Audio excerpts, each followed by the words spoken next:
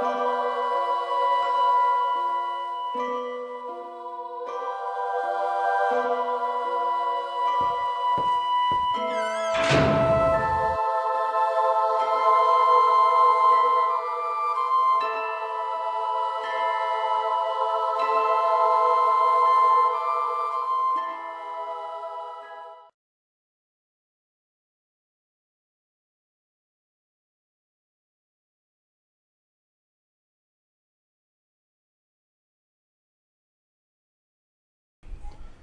and welcome to Oklahoma Surfing.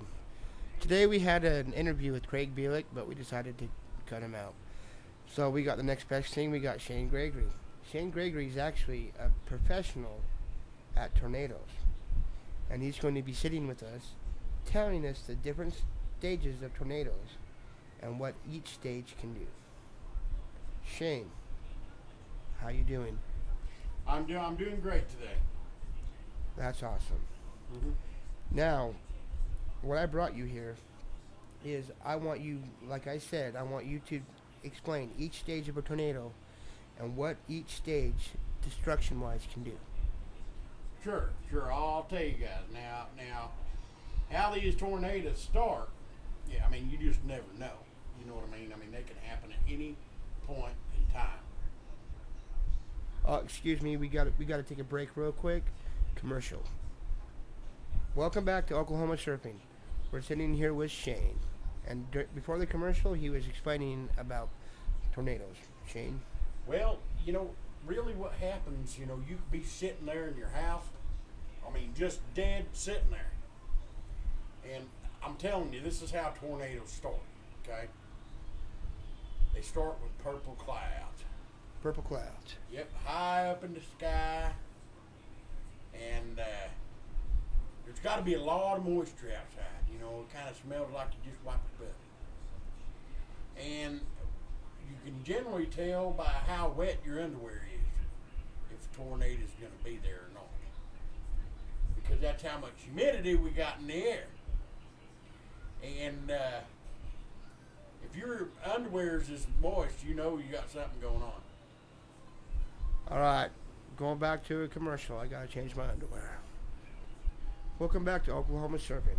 Now, Shane, what tornado at the F1 to F5 can rip a house out and throw it down 7 miles down the road? Well, I'll tell you. I've seen some F1s do some crazy stuff. But I'll tell you, all you need is just a puny little F5 could do some damage to your house. An F4, that'll rip the roof right off the top of it. But you get down in the F3, F2s, and F1s, you're talking some major damage. You're talking that sucker just be gone. So an F1's more destructive than an F5? I think so. I can't remember exactly how it goes, but I'll tell you what. I seen one time, we ripped the house apart, and made me nearly shit my pants. Wow. So that means if I wanted my mother-in-law to somehow get into a house that was in Tornado Valley, what kind of stage would she need to be dead, tornado-wise? Well, if somebody's gonna get killed by one, you mean? Yeah. Well, I'll tell you what. Heck, you could be standing outside and have an F5 hit you. An F5 hit you outside, you're dead. So what are you trying to exactly get at? Are you wanting to know kind of where these things kind of start? Or? Yeah, where does an F5 usually where's F5 usually predicted at? Well, they're all over. You got them in Kansas, Oklahoma, Texas. I mean, I ain't ever really tried to pinpoint where one's going to be because you never know. Okay, so that means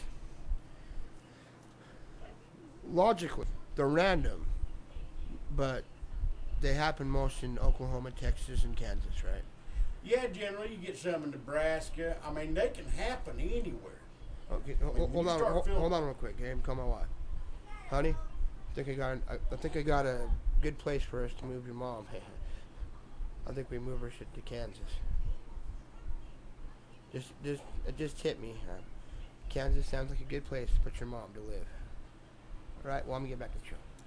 Anyways, Yeah. Anyway, what exactly are you do? Are you wanting to move your mom's mom to Kansas or Oklahoma? to Kansas. Is there any particular reason why? Well, in case the FI picks her up, I don't gotta deal with that bitch anymore. Yeah, that'll definitely do it. Well, anything else you want to ask me today? Not really. I was gonna actually ask you to spend the time and tell some of your stories of tornadoes you have seen. Oh boy, I tell you what. Now I seen one, and I'm telling you, this bad boy was in Kansas, and I mean it was a bad one. We was sitting there, and we was all eating lunch, and I worked for the carpet factory at that point in time. We stand outside, and it was raining. You know, we had a little bit of hail and stuff coming down, not really big stuff. But here come that twister right out of the sky. Come down, looked just like a lasso ready to rope the ground. Really? And oh yes, and I was sitting there watching that sucker. It come down and just started twirling away.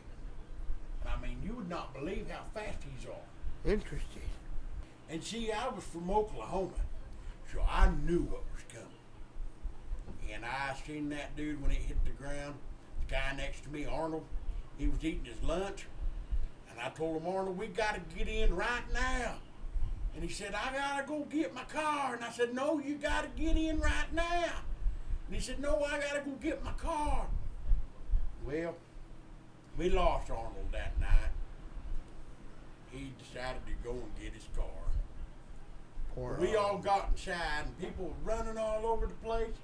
And I'll tell you what, Samuel, which was next to me too, Arnold ran off and got his car. And Samuel had damn near pulled his britches right off of him.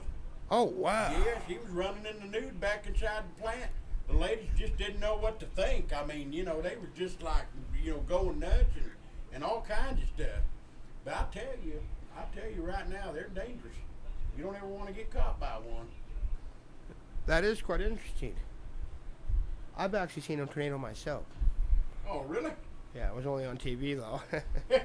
Yeah, I've been out there in the live action. You just don't mess with Mother Nature.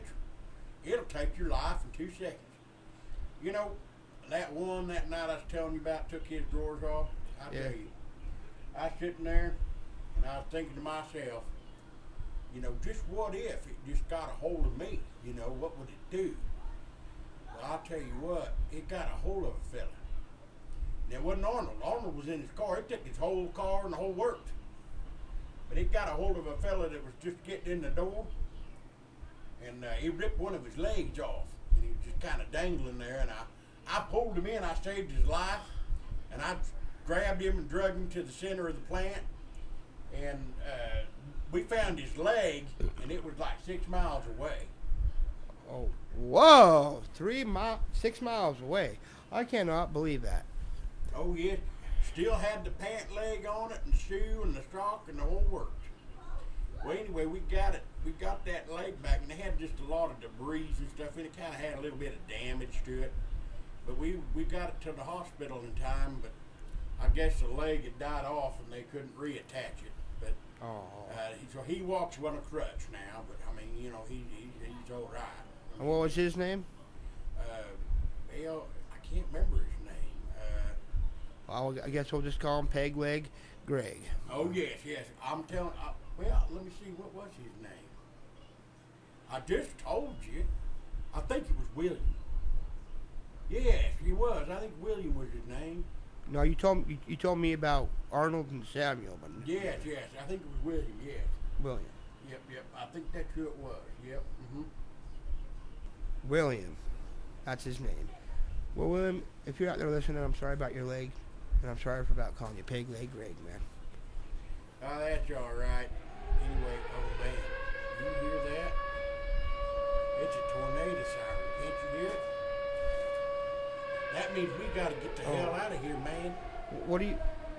Well, you're the tornado chaser. What do we do? Well, let's get the heck out of here. If that thing catches up with us, we're gonna be in some deep shit.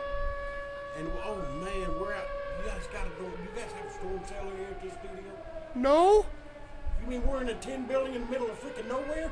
Yes. Man, you better get down into the main center. Let's go to the center of the building now. You heard it from Shane, the storm chaser. This is Oklahoma Surfing, and if you don't hear from me again, I'm scared.